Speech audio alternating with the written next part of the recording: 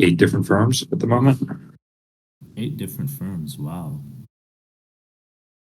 Where do you find these firms? I work. There are headhunters with whom I work. Okay. So what was it called? The API was not working? The UDP. UDP. So it's an endpoint which is often going to be used for streaming data pretty efficiently. But once again, it's the Trading Technologies API for market data. The uh, exchange server client. Yeah, so the exchange epoch has been exceedingly inconsistent where epochs are supposed to be based on 16, and some days it will be at 7, some days it will be at 32, other days it will be at, I think yesterday it was at 13. Therefore, can't use Trading Technologies market data right now. CQG's data's had some issues recently. And then They always do. CQG is not a good one. I find Rhythmic is the best. Rhythmic isn't really institutional grade, though. That's one of the issues. The data granularity is reasonably mediocre with Rhythmic. So, for example, with direct plugin to exchanges, such as my company's UDP, over the course of an entire trading day, there's often going to be about 800,000 packets which are communicated.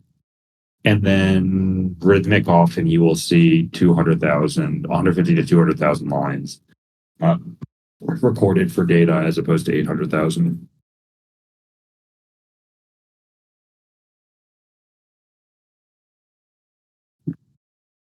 Thus, and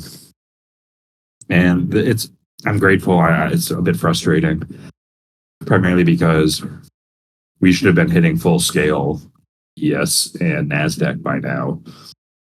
However, they've done us a pretty substantial favor where our data, the data they've provided for backtesting the past 7 years, has been exceedingly thorough.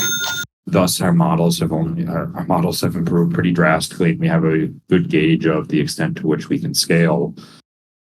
Now it's the firms with whom we are speaking / I am speaking, because I'm going to be bringing one person with me again, is we can essentially dictate the negotiations of what we want for base, and most likely a 2 to 3 year retainer at a minimum. What kind of base are you looking for? Around like 150, 200? Or is it higher in that industry? Because I remember you were talking about it last time and it was like really high. It's it's a fair bit higher because it would be with the firms at which we're looking, it would be practically a senior PM position.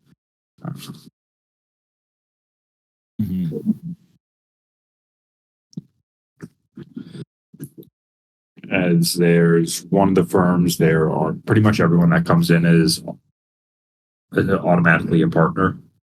They don't have, it's all relative, but if you're a partner level, you're doing very damn well.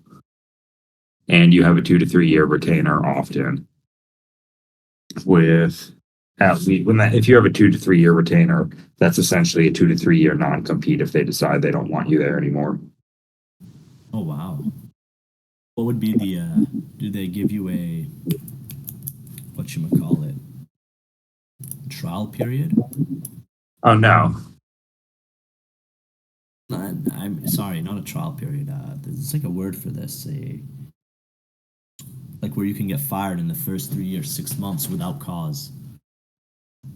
No, they don't, because the overall cost for them with the expected upsize and scale is reasonably small, especially with the base salary.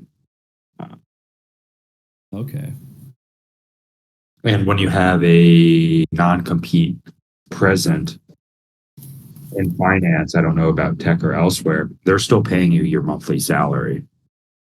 Even if they say, "Oh, well, we want you to leave," or you decide you want to leave, they still are paying you a monthly salary of that, which is the negotiated rate. That's so interesting. Hmm. And these guys are liquidity providers, so they're trading like a shit ton of times per day, like Uh, 100,000 round trips. not not any. Actually, one of the firms with which I'm speaking is another large market maker, but the rest of them are uh, global macro and systematic global macro derivatives firms. Nice. But that's Let me been know the name of one of these firms. I kind of want to look into one of them at some point. Not to apply because I'm obviously Canadian. I can't do it. I don't think I would be able to, but I'm just curious about what they do.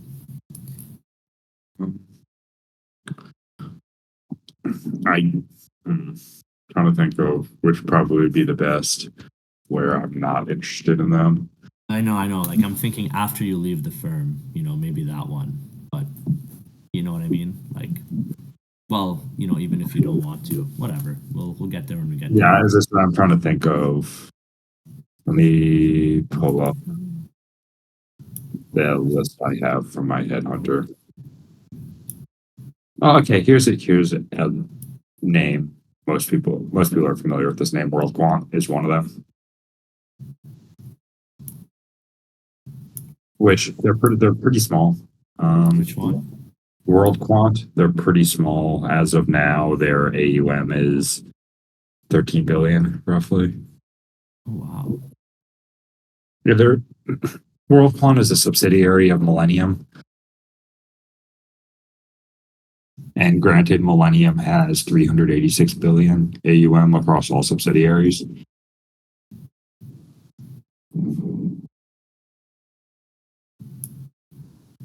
As what I primarily need is uh, the way initial negotiations are going to be structured is uh, essentially guaranteed uncapped funding until there is at least a 60% decay in the expected returns and the risk adjusted returns. Uh, as that's the most logical method for determining when they will stop continuing to allocate capital.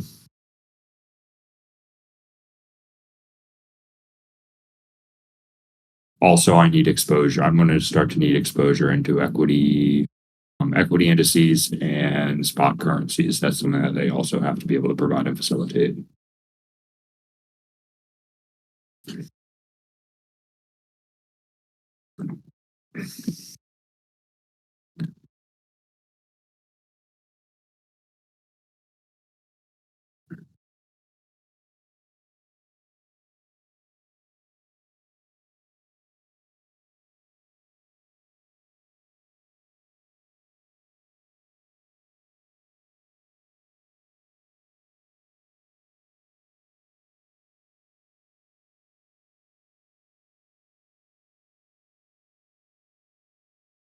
Let's check something.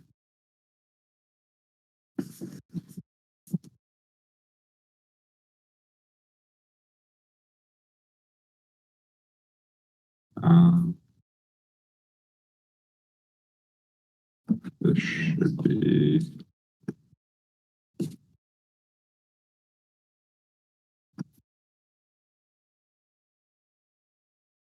14. Yeah, if you give me one moment.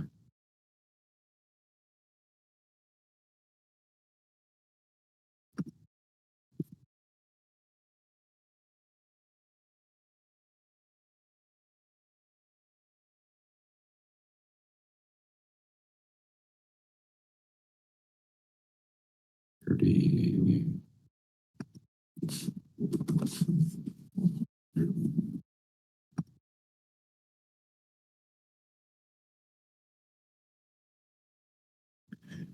Ooh. Hmm. I uh,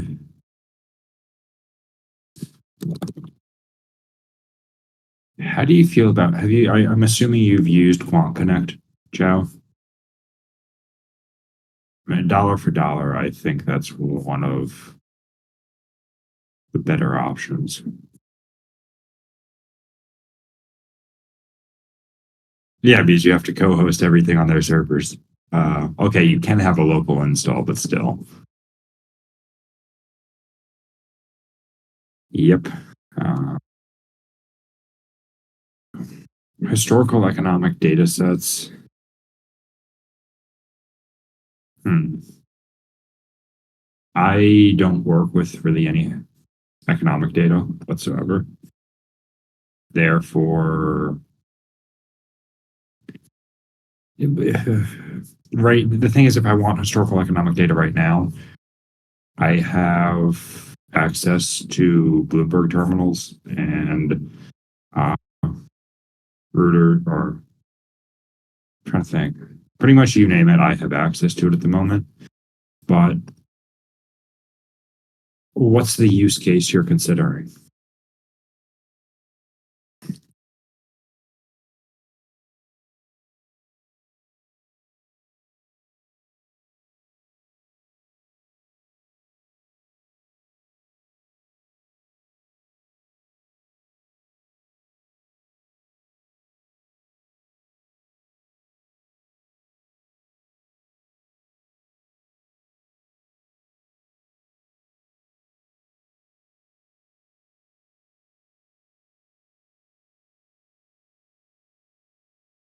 Uh, Casual back testing.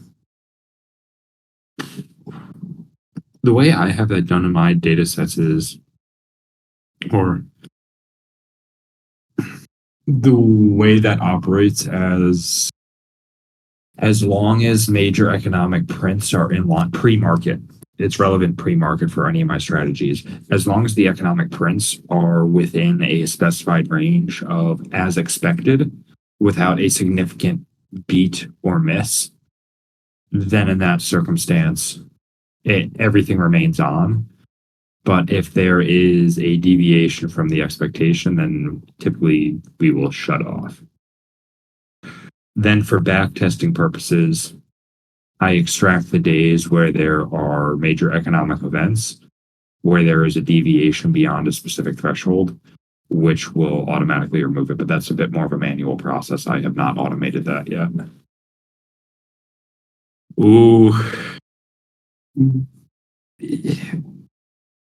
Order book depth is probably the most expensive data you will require. And are you able to store it? I think that's the more important question.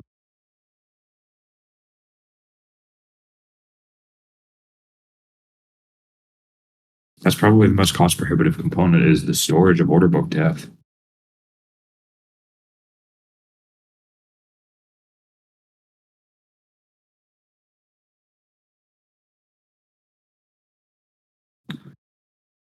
As that's what I've been primarily prioritizing at the moment is the firm where I'm working at the moment has 5.5, 6.5, 5.5 to 6.5 years of historical order book data or depth data across all CME, CBOE instruments.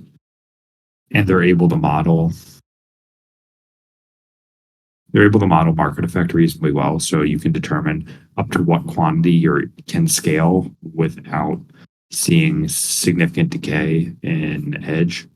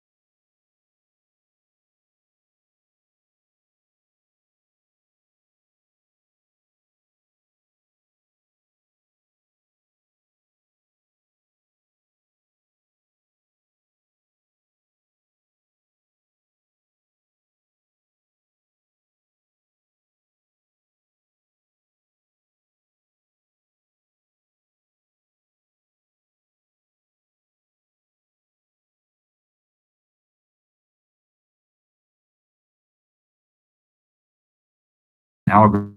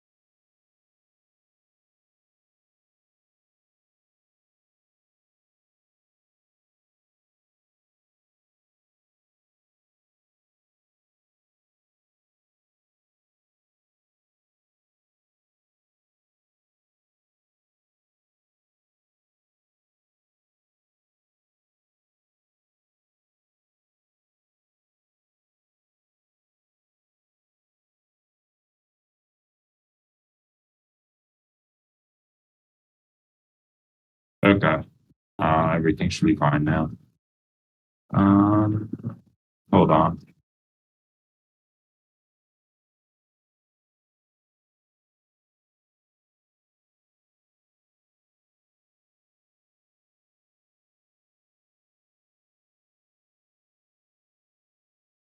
Out of curiosity, Chow, though, in the circumstance you can manage risk in those scenarios, if you can capture upside skew and minimize downside volatility, wouldn't you want to be taking those positions? Because I look at how my strategy, primarily how most of my strategies are structured, is I capture upside volatility without the downside skew being present.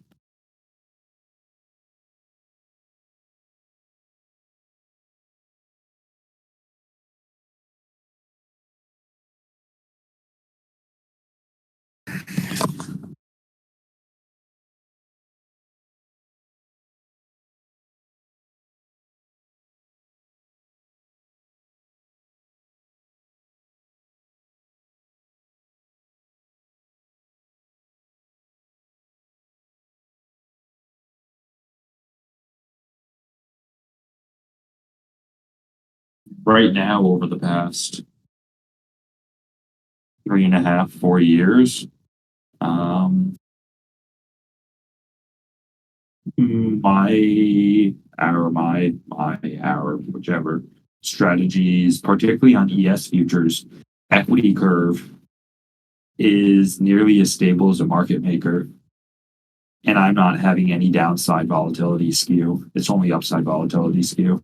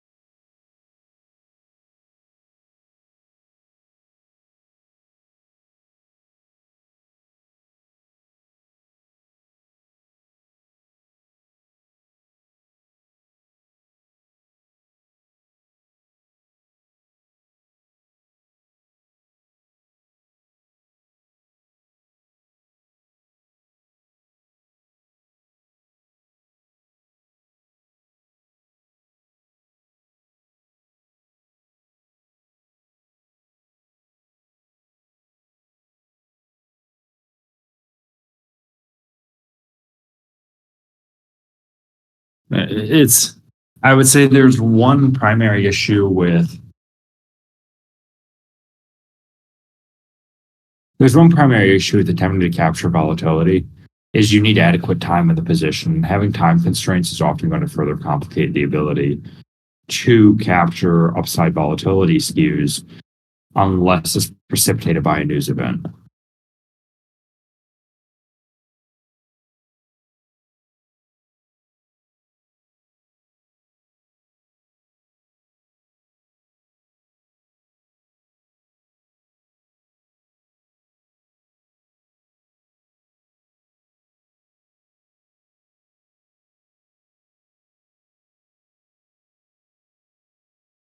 Okay, yeah, those news events would blow it out definitively.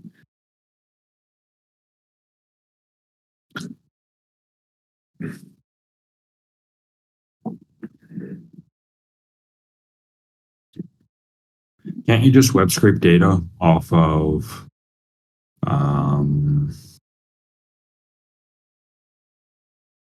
Forex Factory or one of the calendars and then populate dates you want to remove? So right now, this over roughly past 4-ish years,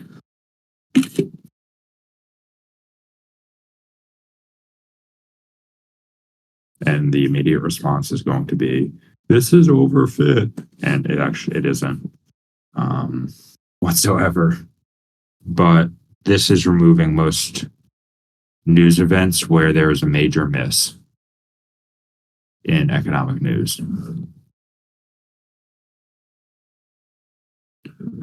As let's see, actually, out of curiosity, I have not. Let me try something. I'll give you an example of. Let me.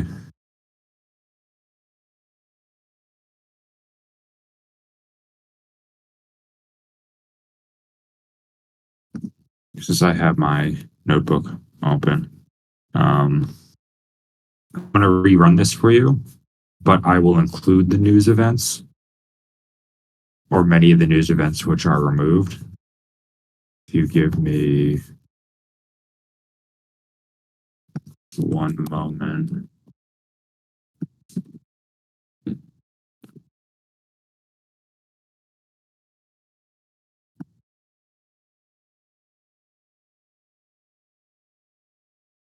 This says it should take about 6.5 minutes to run.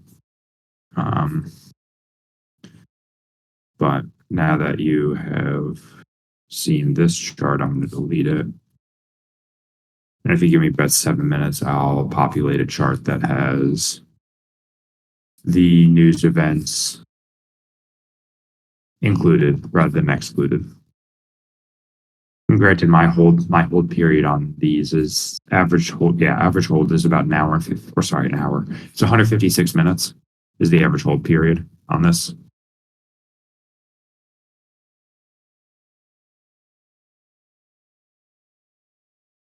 Oh, while this loads, have you played around with Code Interpreter yet? Chow or Gecko? Anyone?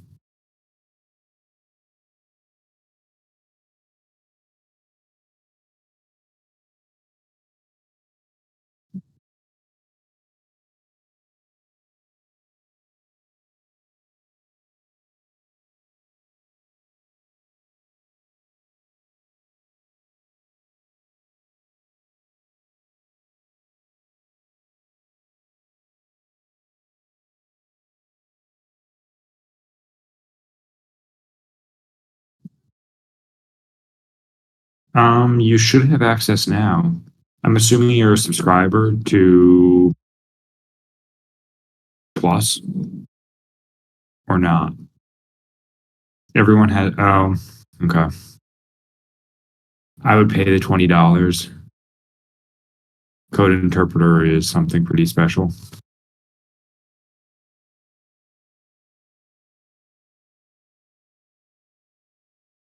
If you write out a prompt right now, I will load it up.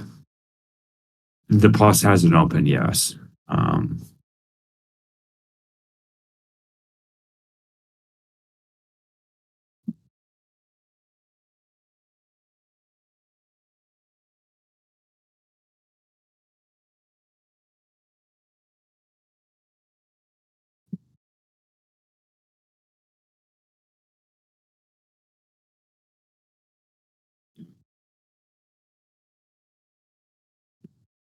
They added it rolled out to all Plus subscribers this week, but you can upload a data set and then ask it to start processing the data and structure it however you want. Let's say an XGB model or rudimentary.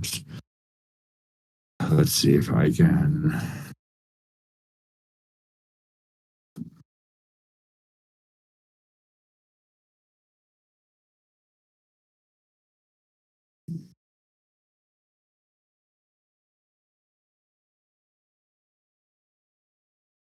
And it rarely throws errors. It needs guidance, yes, but it's pretty significant. What most entry level data analysts can do, this does better.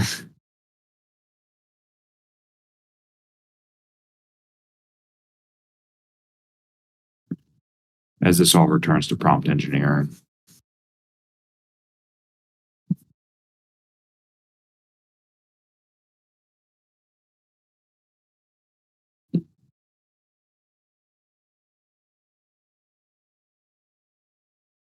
Because there is dedicated space to operate an environment is pretty minimal. However, since all the code's provided, you can run it locally quite easily.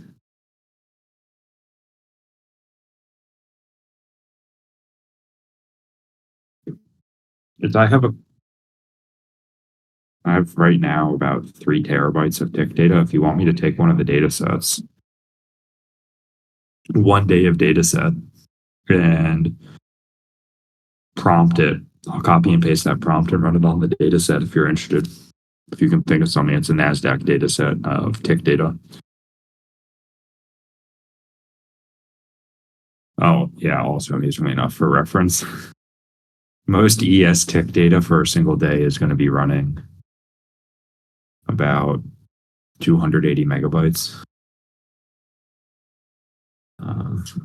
But yeah, whatever you can think at the moment. If you want to type something out, I'll copy paste it and then share my screen.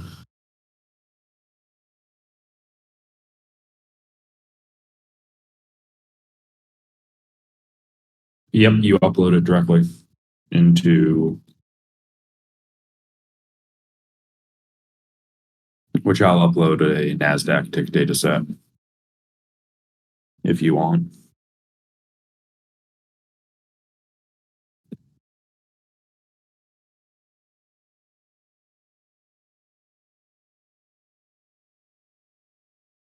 It also can accommodate data sets almost as large as you want. I've uploaded data sets that are 2 gigabytes.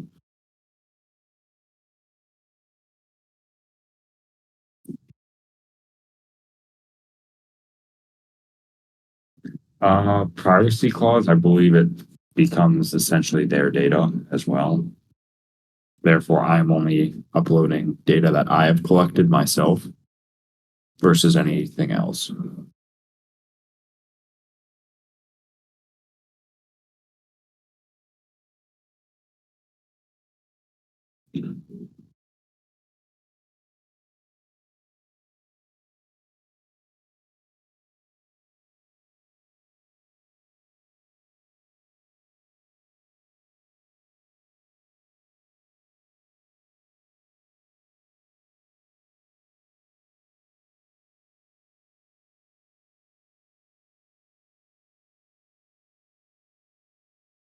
Or anyone for that matter, if they want to see an example of how it can analyze the data, provide a response, then if you want code for it.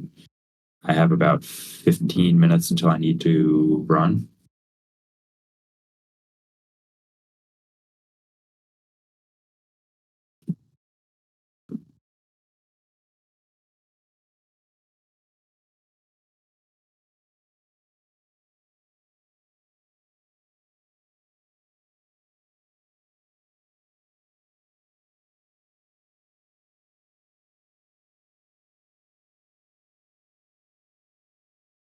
Anyone else, if they want to see something related to it.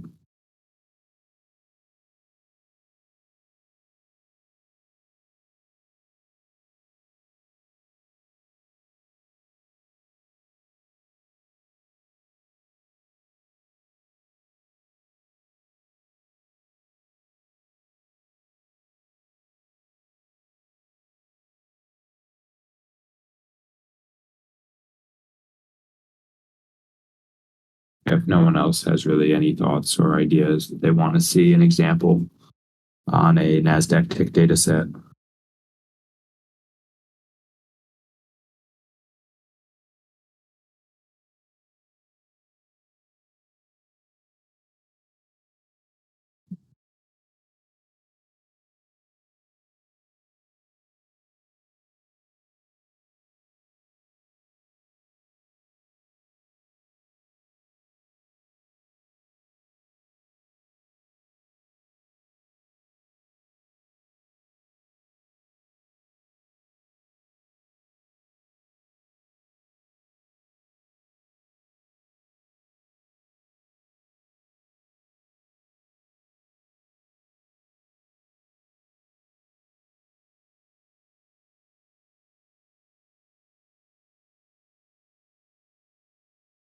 Yeah, I have about 15 minutes. I have NASDAQ tick data. If you want to see how code interpreter works with a data set where either you are going to be where either you wanted to process the data or you simply just wanted to do some form of data analysis or data analytics, I'll upload the data set, copy and paste a question you might have, and then just screen share that.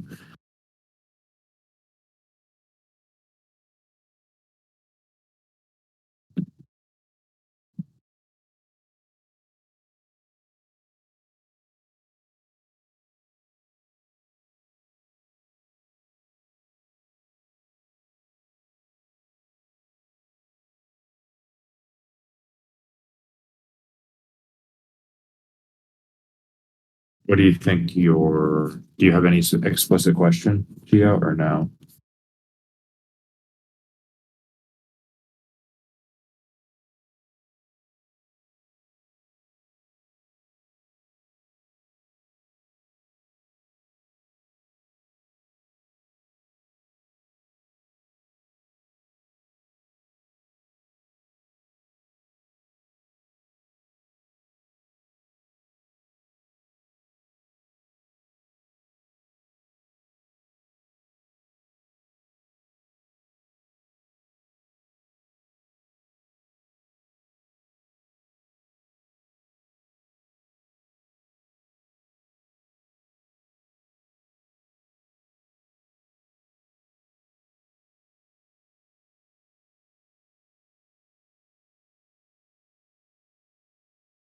Also, fair warning, I have not looked at a price chart in quite a while.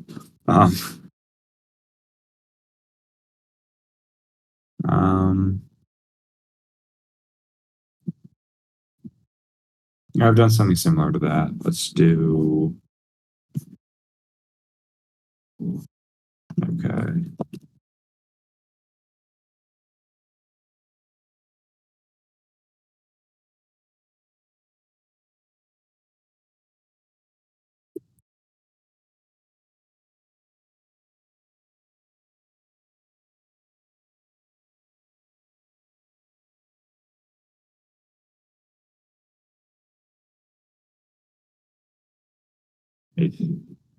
Consider something.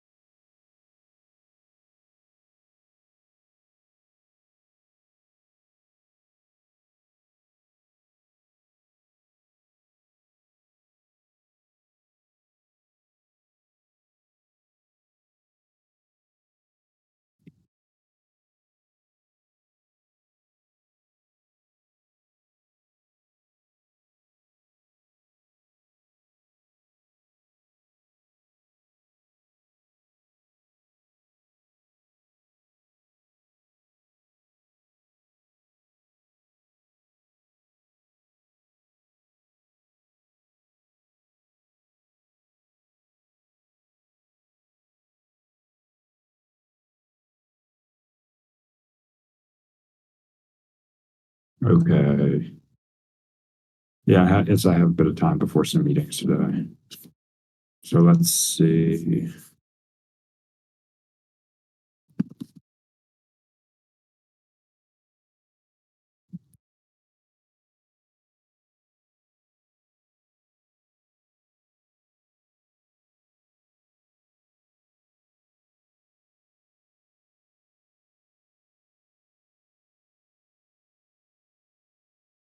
Okay.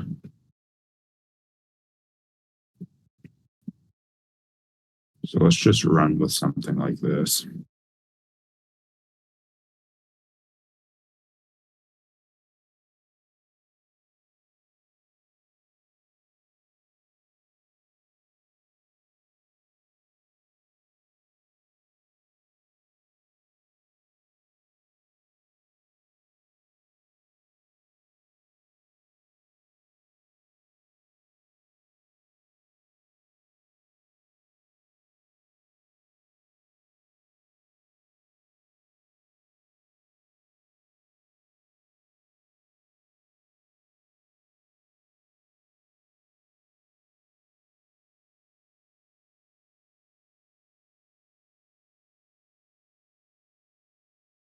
Yeah, just give this a moment.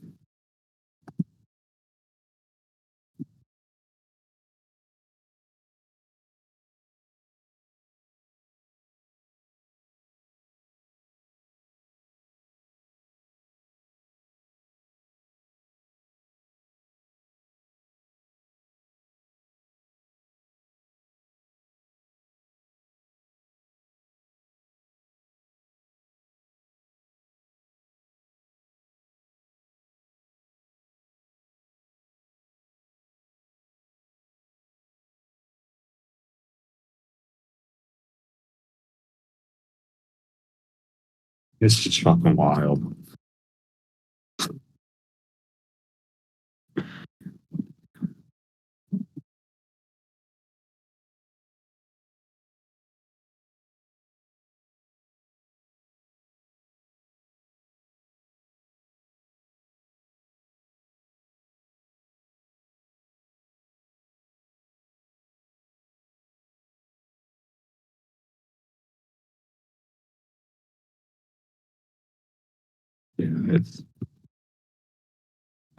Yeah, it's something else.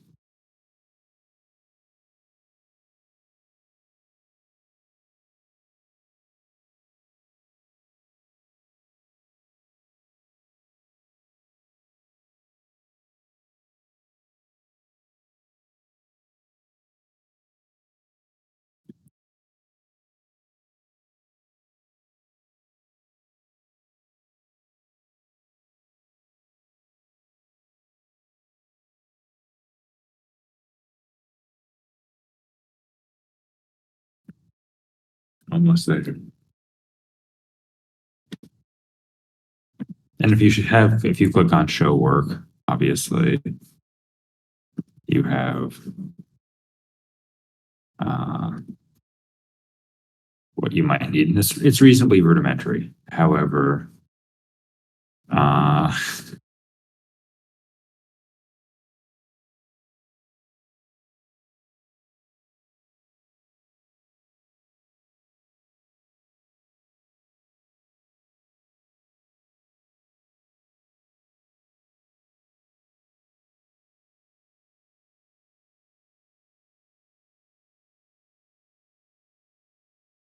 but then you can start asking more questions. But uh, if you want to add additional features, if you want to do this or that,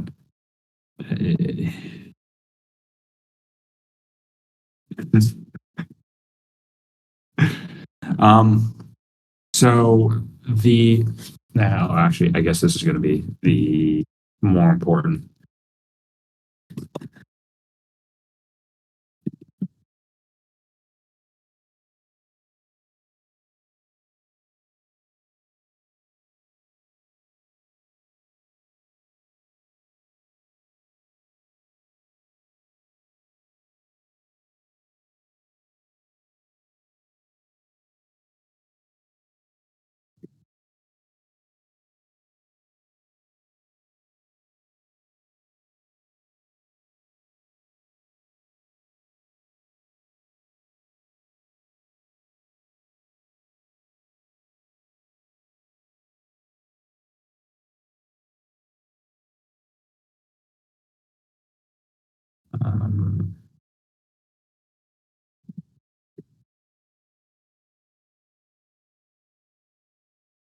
Let's do.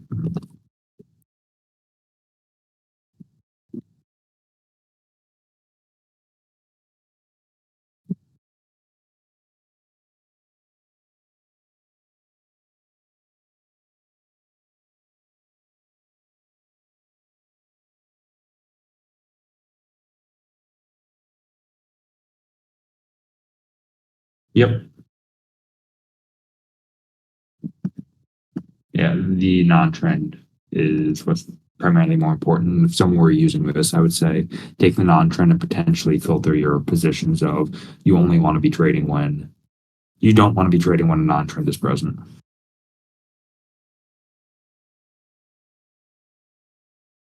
Yep.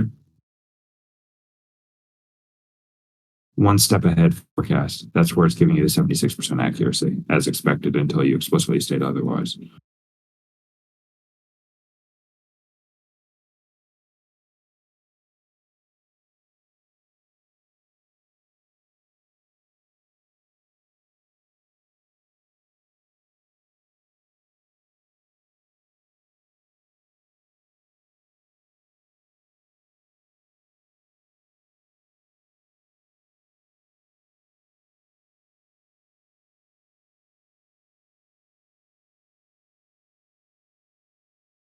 I think it's already a step ahead of me. Um, they're going to downsample it. Dude, that's what I was immediately about to suggest is resampling the data set.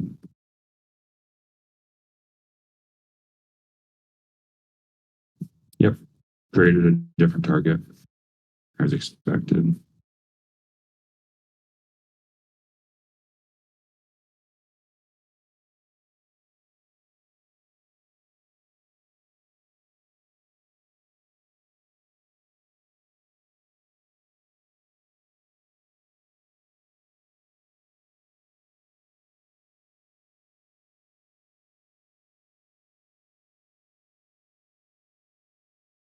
Um, the hallucinating results, I would say the main difference is because Code Interpreter is trained on Python or really only Python, and that you can copy this into your local environment, is that everything can be replicated in your local environment.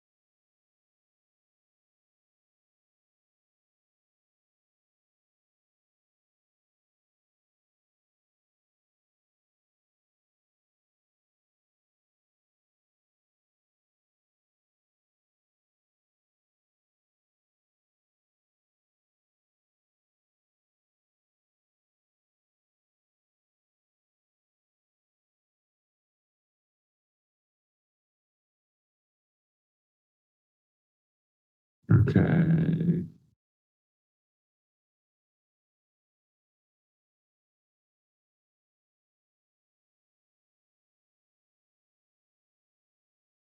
The trees reuse. I think, yeah, this is a good follow up.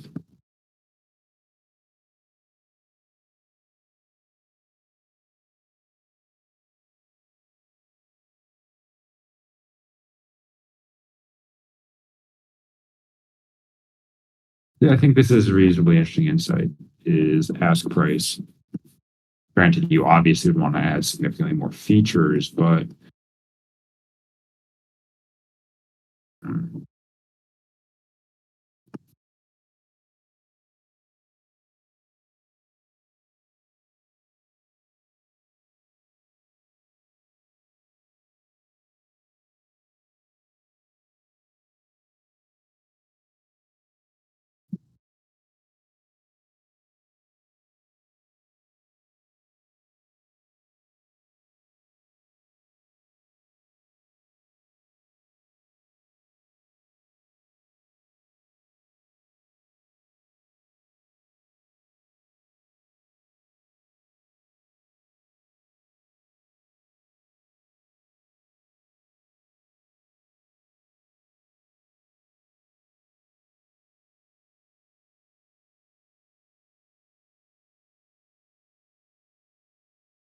Good morning. howdy, how are you? All right, great. Yeah, I need to run in one moment. Okay.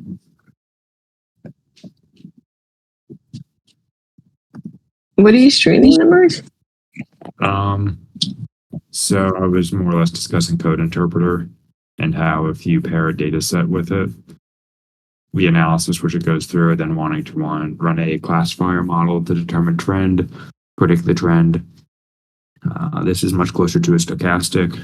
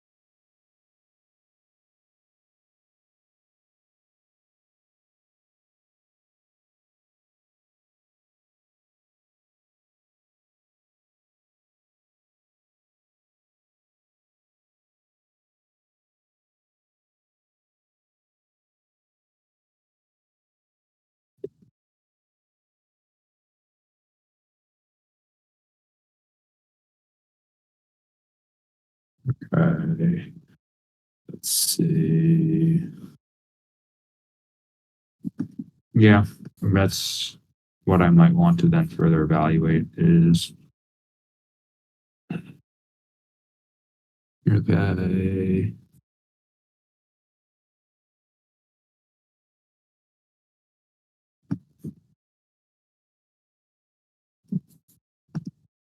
So this is what I'm saying is that it the reason why I will say for you, Chow, in particular, is it really isn't throwing errors all too frequently. And if I look at how, okay, the resampling structure, it's only using timestamp to resample, I would want to see it explicitly showing first, last, sum, or anything else. But I think for the interim, that's fine. Um,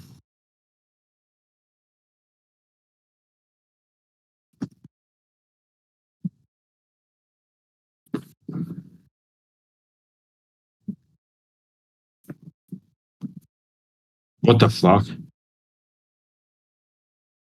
Don't tell me. Oh, wait. Are the results the same? No. Hold on, Joe. Okay, yeah, this is what I was discussing earlier. while the SGB model is running. The previous equity curve versus this equity curve, when I keep news events in there, the overall returns are reduced, but it's still not a bad equity curve per se.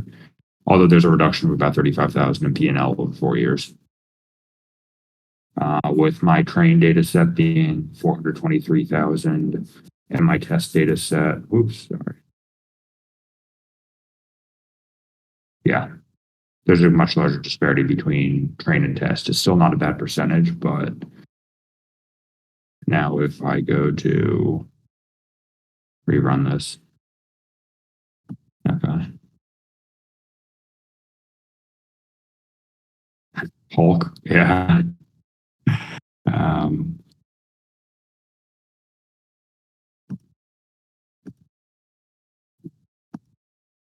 This is interesting. It is struggling with the tick data a fair bit with the resampling methods. It's trying all these different approaches without success.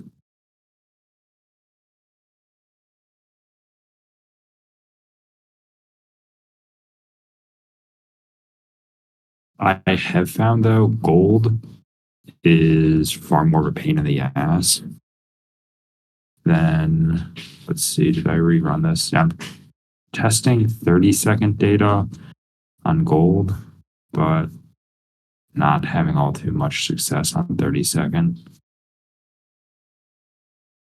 Also, if there's noise in the background, that is a dog. That is not a eye.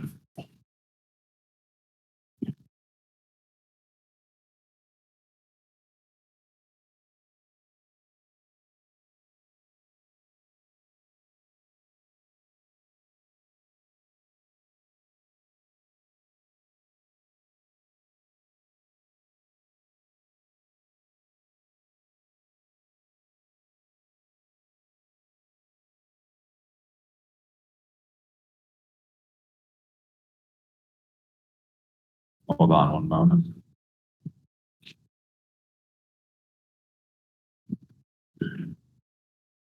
No.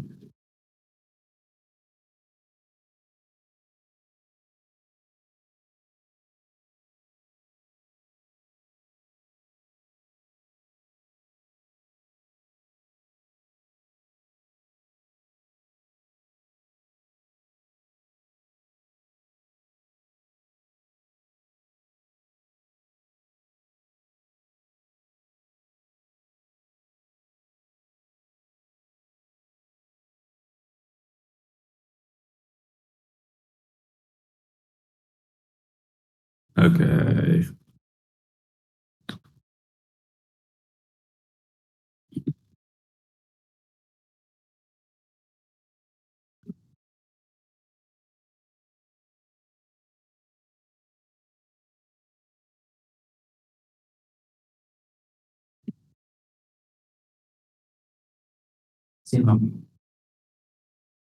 Yeah.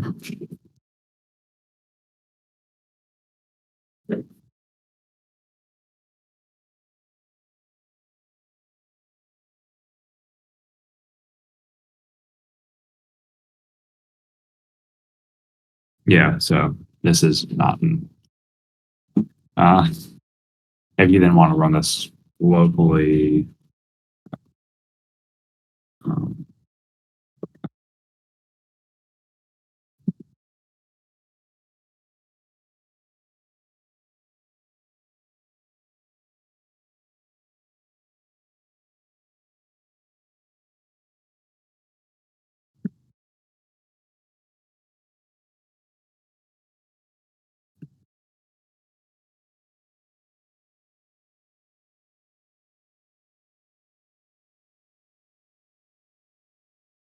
then also right now, this is the NASDAQ equity curve, chow. So pretty small peak equity drawdown for an asset that's as volatile as NASDAQ. Although I'm looking to further smooth this out, so I'm most likely going to be adding quite a few different features into it. But I'm pretty happy with having an equity curve this smooth on NASDAQ. And this does include COVID.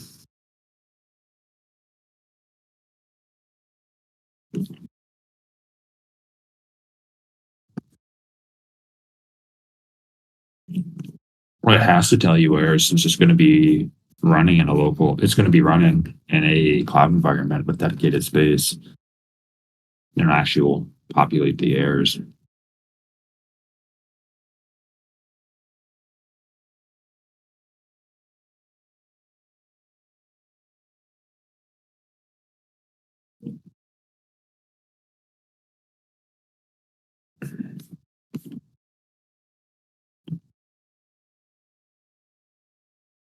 Has Fatcat been streaming in private again? I'm assuming, since the ES chat is a bit more active.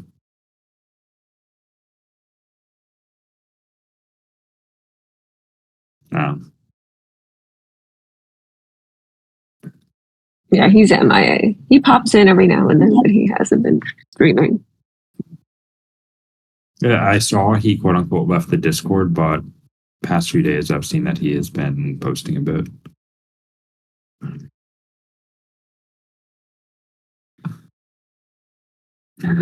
I'll probably extract the text from the video and do a summarization of it. What do you mean? You already extracted the data, the text. Oh, maybe. Okay, then he hasn't released a new video since then. I don't think so.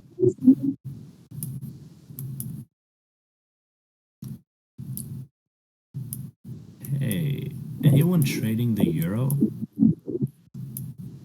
No. Okay, never mind. I have a swing. Are you in a position? Oh, you're in a position? I'm always in a position, even when I shouldn't be. By the way, Retro, congrats on hitting those big swings. Oh, thank you. Do you see the plays that like zero goes over or no? Yeah, the Z plays, yeah. Yeah. So you see how it's like the same idea, but the price action is so different? Higher highs, higher lows. Yeah, it's just like the price structure, it's cleaner. So wherever the cleaner, I guess, price action is where I tend to take the trade. So like for crude, you could play it with crude, any of the individual energy stocks, like ZOM. I don't look at anything else. I just trade ZOM often, so I know it. But I also looked at XLE, ZOM, XOM. XOM, okay. The one that I posted. Yeah, and I also looked at XLE, the ETF, right? So you just kind of take a look. And I already had it on my radar to short energy, right? So it's like something I was looking for. So when Zero posted it, I was like, okay, it's going to happen. And then you just look for the price action and you can see how like the equities were already starting to roll over and some were leading the ETF. And so you could take trades that way as well, because sometimes the futures are not easy price actions. It's just another way to trade. Agreed. Sometimes it's not simple. Nope. Anyhow, I have a call in about 5 minutes, so potentially speak with everyone a bit later. Enjoy your weekends. Happy trading. See you numbers. Yep. Bye. See you, man. Take care.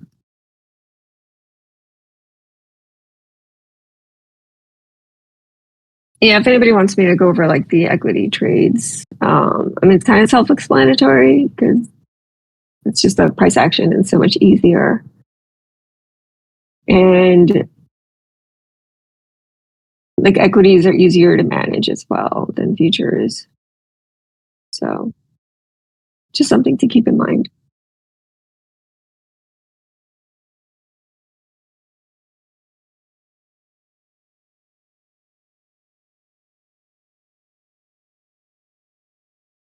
Well, I think you should just have them on your radar so that you have options, because like futures, you're stuck to just the future, right? Where with equities, you've got ETFs, you've got reverse ETFs, and you have all the individual stocks in the ETF. So there's just variety.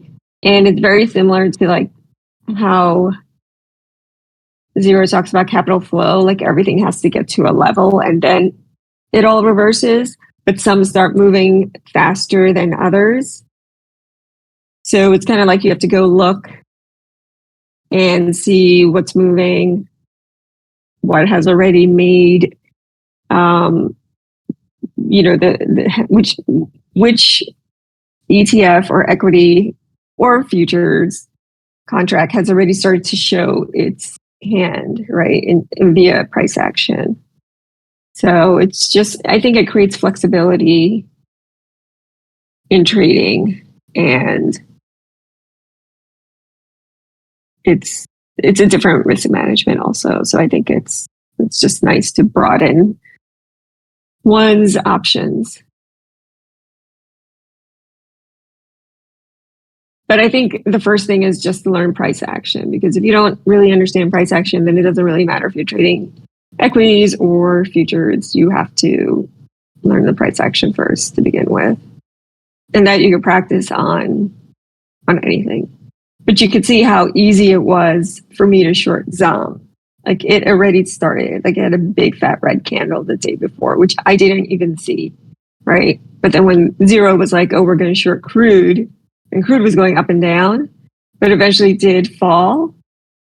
But if you looked at the ETF for XLE and ZOM, it was just like so much easier to see the price action. Yeah, I can go over some of the trades. And I mean, and like I always have levels marked on equities, and they're just support and resistance. There is like nothing more to that. And these levels, when they line up with some of Zero's levels, then you know, like, okay, this is the right level. So, I mean, I'll probably go over these trades when Zero is back, because I know Zero also wants to do some options trading, but I'll post charts like as they come along. That this way, because then I can all just do it all at once. And Harvey, I'm sure, would want to hear it as well, and a few others. So we can set up time when Zero's back. Does anybody know how long Zero's gone for?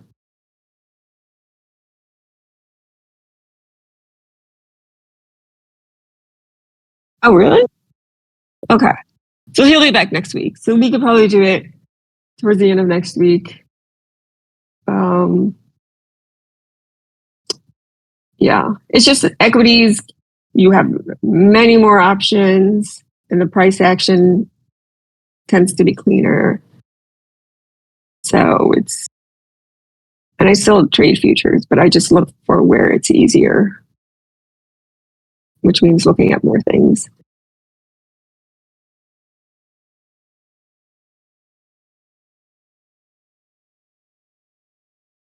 If you play options, that's how you get your leverage. Yes. Very rarely do I take shares, because as you said, you do need a lot of money when you're playing shares. And shares is honestly the safest way. Like, I think if we all just traded shares, we'd be a lot more profitable. But you can do options.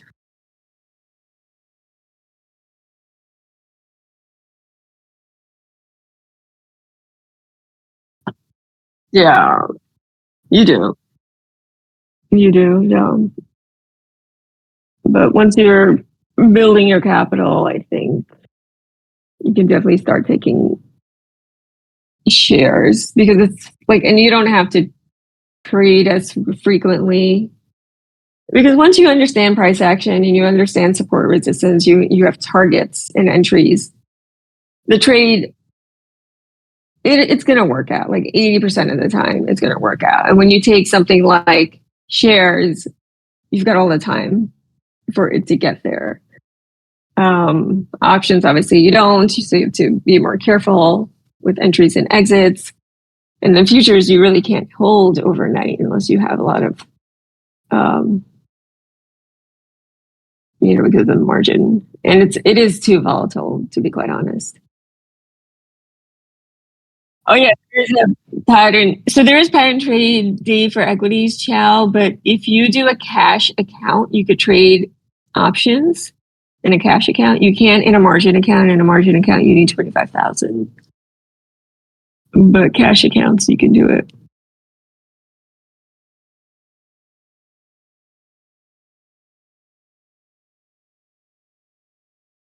Yeah.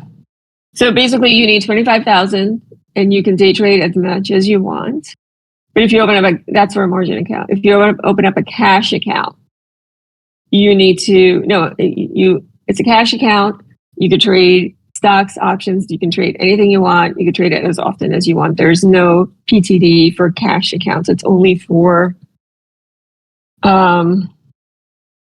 margin accounts.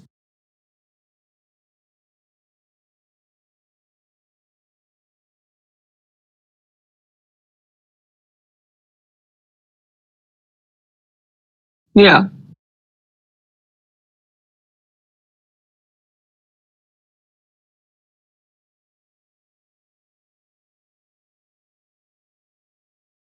You do, but you don't have to make it as complicated as you think. Like once you understand the Greeks, you just get it, right? I'm not doing anything fancy. I'm not doing butterfly spreads or iron condors. Like I know I'm going to mess that up. Like I'll get confused. I just don't do any of that. I just do simple puts and calls, and sometimes I'll hedge the position. But I'm doing very simple trades on options.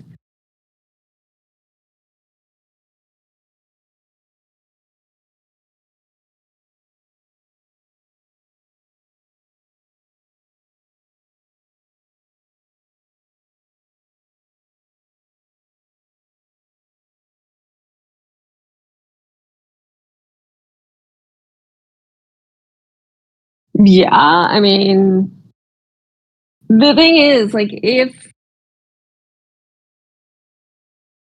like theta decay and all of that will erode your position. And even if you get to target, you can make no money, right? That's very possible. And that's why I do go out 6 weeks. I find that to be the sweet spot. That's because we're in this trading environment.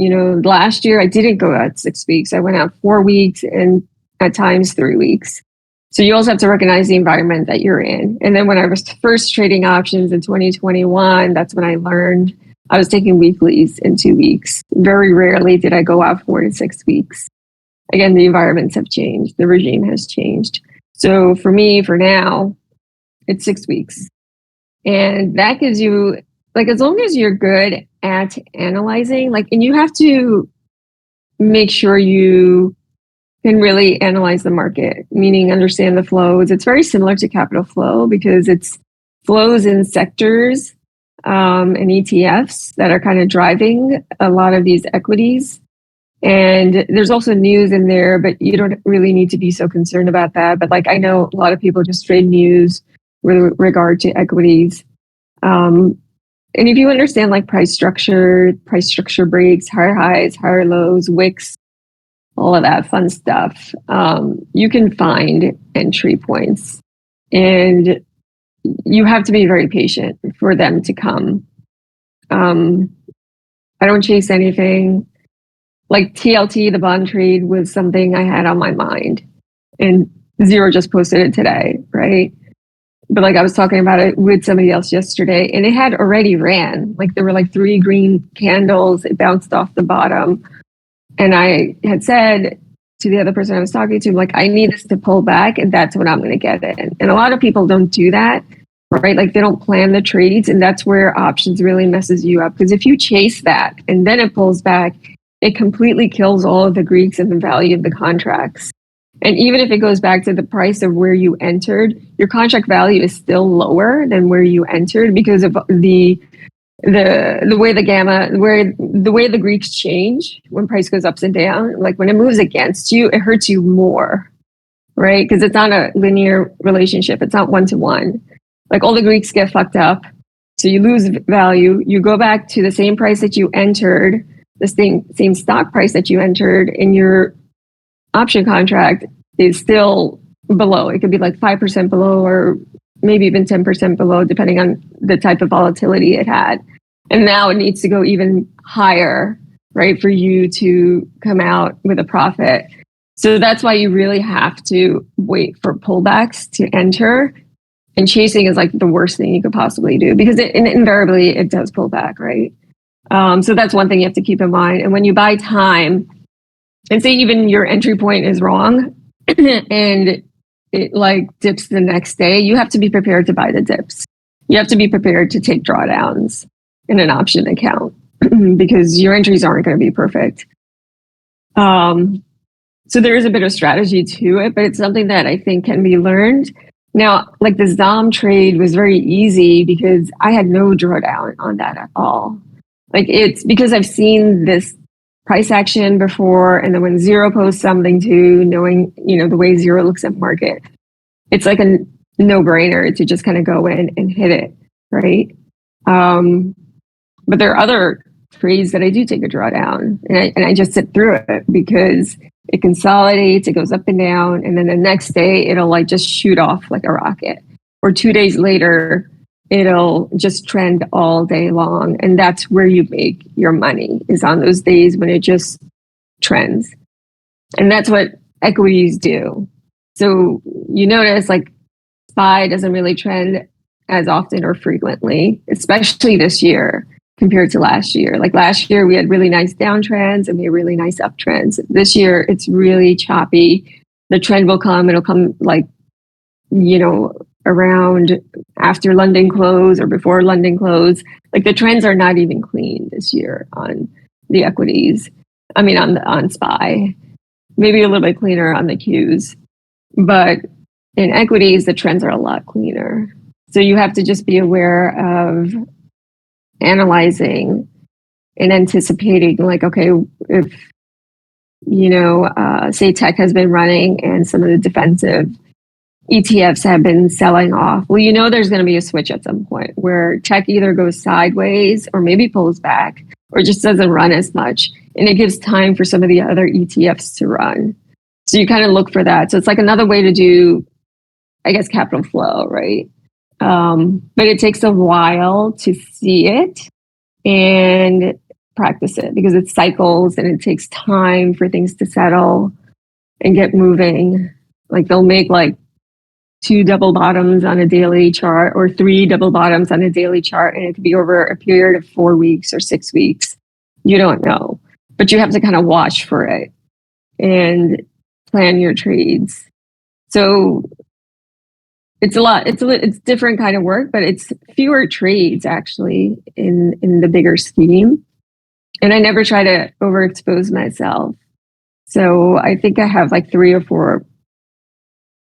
Well, I still have leftovers on ZOM. Like ZOM, I've booked it, right? Like if my remaining contracts go to 0, I still made a very good amount of money off of the ZOM trade. So that's like, the trade for me is more or less done. And then I started the position in the bonds. And then I took Procter & Gamble yesterday. So I have 1, 2, 3. ZOM I'm not even managing anymore, really. So I won't count that as a really active trade. But my active trades that I'm managing are about 3 to 4. And I don't go more than that because then you won't make every trade, you won't maximize each trade because you spread yourself too thin. That's me. Other people can manage more trades. I can't.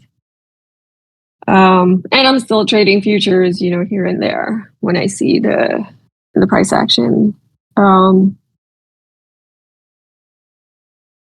So I think it's just something that you can add to your arsenal if you want to. And because I think in trading, like you should be able to be flexible. But I also know, like my friend, like Bull Shark was in here. He's a phenomenal options trader. I learned from him. He doesn't want to touch futures. He's so good at options.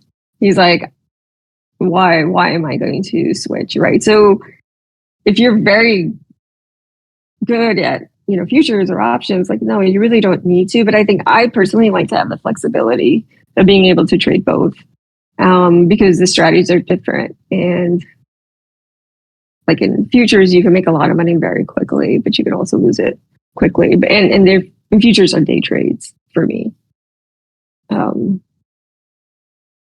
yeah, we could go over like actual trades when zero's back, because I think it could help us. Like when zero does post a trade idea, then I can go and look at some, equities and see if there's anything there, because he did post like a short crude idea. It was maybe last week, or I forget when it was. And he's like, "Did you get it?" And I said, "No, I just, looked at it now, but I was going to, keep an eye on it." So I went and looked at all of my other charts, and I just didn't see any setup, right?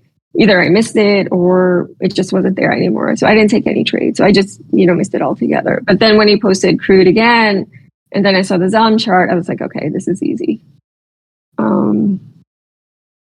It's just experience and practice, really.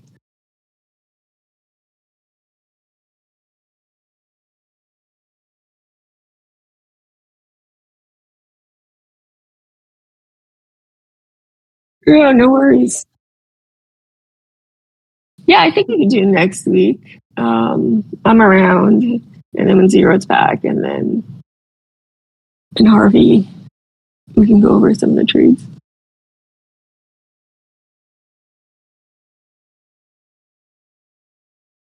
Sounds good. Well, I'm gonna hop off, you guys. I will catch you guys later. Bye. Bye. Yeah. Yeah, you too. Bye, guys.